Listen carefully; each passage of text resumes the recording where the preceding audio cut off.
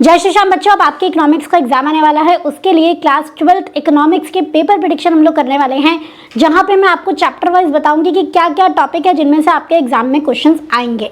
तो फटाफट हम स्टार्ट करते हैं। सबसे पहले हम नेशनल इनकम चैप्टर से स्टार्ट करेंगे। सबसे ज्यादा वेटेज मैक्रो इकोनॉमिक्स में इस चैप्टर की है। तो नेशनल इनकम में आपको फाइनल गुड्स, इंटरमीडिएट गुड्स बहुत अच्छे से करके जाना है। क्वेश्चन पक्का इसमें से आपको एग्जाम में देखने को मिलेगा। Double counting and how to avoid double counting, very important. Next आपका स्टॉक और फ्लो, एमसीक्यू आ जाता है। सर्कुलर फ्लो को लेके क्वेश्चन आ जाते हैं। सर्कुलर फ्लो के फेजेस जो है ना वो बहुत इंपॉर्टेंट है, बच्चे जनरली उसको मिस कर देते हैं। Difference between factor income, transfer income, conversion is gross से नेट में कैसे जाना है और आपको डोमेस्टिक से नेशनल में कैसे जाना है। तो ये कन्वर्जन जो है न्यूमेरिकल्स की बहुत इंपॉर्टेंट है। Nominal GDP, real GDP, very very important. GDP deflator का न्यूमेरिकल आता है, थ्योरी तो नहीं आती है, तो अच्छे से इसको कर लेंगे। Next important question for theory is limitations of GDP, ठीक है, इसका डायरेक्ट थ्योरी क्वेश्चन भी आ जाता है। एंड प्रिकॉशंस, रीजंस के साथ कौन सी चीजें नेशनल इनकम में आती है, कौन सी चीजें नेशनल इनकम में नहीं आती है, बहुत अच्छे से पढ़ लेंगे, ठीक है। उसके बाद नेक्स्ट चैप्टर हमारा मनी एंड बैंकिंग। इसमें meaning and functions of money, money multiplier, money creation, credit creation, कुछ भी आप कह लो, functions of central bank and how central bank controls money supply. ये चार टॉपिक बहुत इंपॉर्टेंट है। Determination of income and employment, इसमें सबसे इंपॉर्टेंट टॉपिक है सेविंग कर्व से आपको कंजम्पशन कर्व बनाना है, सेविंग फंक्शन से कंजम्पशन फंक्शन डिराइव करना है, कंजम्पशन फंक्शन से सेविंग फंक्शन डिराइव करना है, कंजम्पशन कर्व से सेविंग कर्व डिराइव करना है। तो ये बहुत इंपॉर्टेंट है, पक्का एग्जाम में आता है।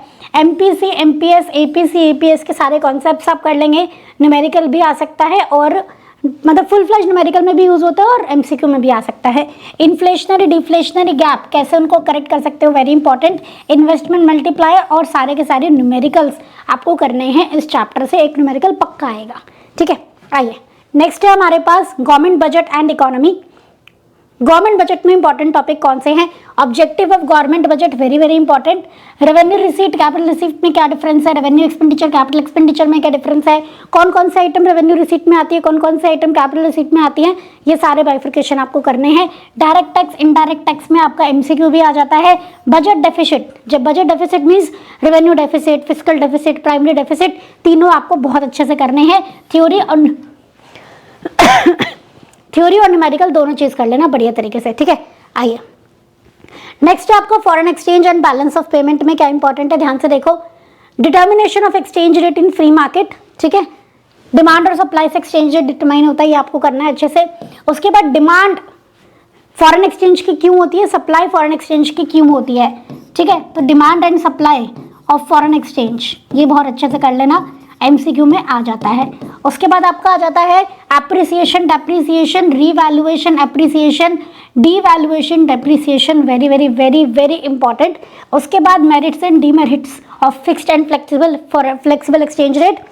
करंट अकाउंट में, कैपिटल अकाउंट में क्या क्या आता है आपके बीओपी के हो गए, ठीक है। अभी तक फॉरेन एक्सचेंज चल रहा था, ये बीओपी है।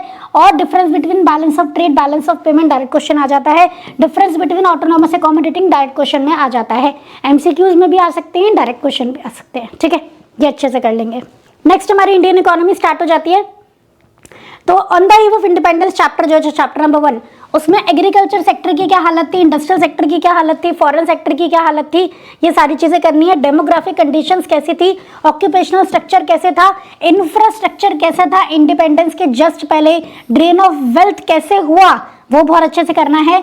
ब्रिटिशर्स का पॉजिटिव कंट्रीब्यूशन क्या था एंड इंडियन इकोनॉमी की हालत क्या थी on the eve of independence, ठीक है। तो क्रिटिकल पूरा अप्रेजल एक साथ है कि पूरा समराइज करके बताएगी on the eve of independence क्या क्या सिचुएशंस थी, वो सारा अच्छे से कर लेना, इसका डायरेक्ट क्वेश्चन आ सकता है, ठीक है। चलिए, और इस बेसिकली इंडियन इकोनॉमी में तो आपको ईयर्स डेट्स हर चैप्टर की करनी है, ठीक है।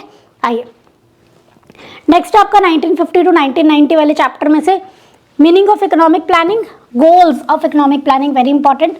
Difference between long term and short term goals, land reforms अच्छे से करना है। Green revolution is very very important. Subsidy के ऊपर क्वेश्चन आ जाता है, for and against the subsidy. IPR 1956, industry policy resolution 1956, import substitution policy क्या है, इनवर्ड लुकिंग ट्रेड स्ट्रैटेजी क्या होती है, तो इन सब के बारे में आपको अच्छे से करना है, लिख लो। उसके बाद नेक्स्ट चैप्टर है हमारा economic reform since 1991।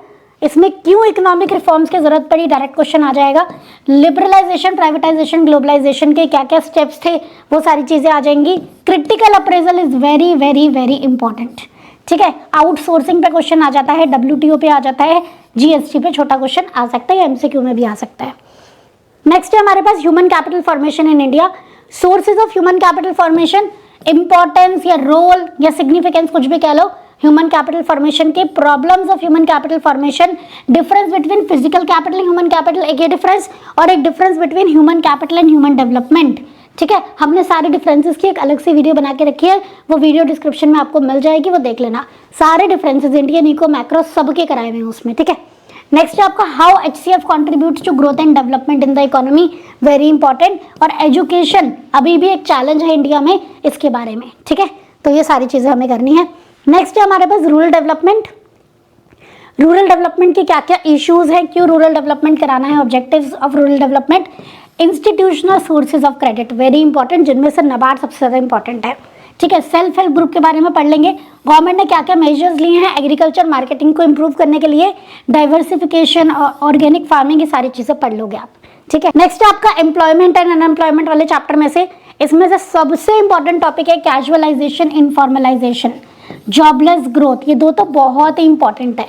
Types of unemployment भी इंपॉर्टेंट है, और measures initiated by government unemployment को कम करने के लिए क्या क्या स्टेप्स लिए गवर्नमेंट ने, ये सारे करने हैं, बट ये स्टार्टिंग के दो तो बहुत ही इंपॉर्टेंट है। नेक्स्ट चैप्टर हमारे पास एनवायरमेंट एंड सस्टेनेबल डेवलपमेंट, जिसमें एनवायरमेंट के फंक्शंस करने हैं, कैरिंग कैपेसिटी, ऑब्जॉर्प्टिव कैपेसिटी सबसे ज्यादा इंपॉर्टेंट है, सस्टेनेबल डेवलपमेंट और उसकी स्ट्रैटेजीज बहुत इंपॉर्टेंट है, स्ट्रैटेजीज ज्यादा इंपॉर्टेंट है, और इन एरिया से आपके पिक्चर बेस्ड क्वेश्चन बन जाते हैं, तो इनको आप नोट डाउन कर लेंगे। Pollution, global warming, deforestation, ozone depletion, land degradation and loss of biodiversity. ठीक है, हम नेक्स्ट आ जाते हैं अपने चैप्टर पे, कंपैरेटिव डेवलपमेंट चैप्टर है, जो आपका इंडिया चाइना पाकिस्तान वाला चैप्टर है। इसमें हमारे 5 टॉपिक बहुत इंपॉर्टेंट है। ग्रेट लीप फॉरवर्ड अच्छे से कर लेंगे, लिबर्टी इंडिकेटर्स अच्छे से कर लेंगे, कॉमन स्ट्रैटेजी तीनों की क्या थी वो अच्छे से कर लेंगे, पाकिस्तान ने क्यों अच्छा परफॉर्म नहीं किया वो इंपॉर्टेंट है, एंड तीनों के इकोनॉमिक रिफॉर्म्स, बेसिकली चाइना के इकोनॉमिक रिफॉर्म्स 2 फेजेस में आए थे, उसका एक क्वेश्चन आ जाता है। तो ये आपके 80 टॉपिक्स हैं, अच्छे से कर लिए ना, तो 80 में से 75 कहीं नहीं गए। ठीक है, तो पहले इन 80 टॉपिक्स की लिस्ट बना लेना, इनको पहले करना, फिर बाकी की चीजें करना। क्लियर है?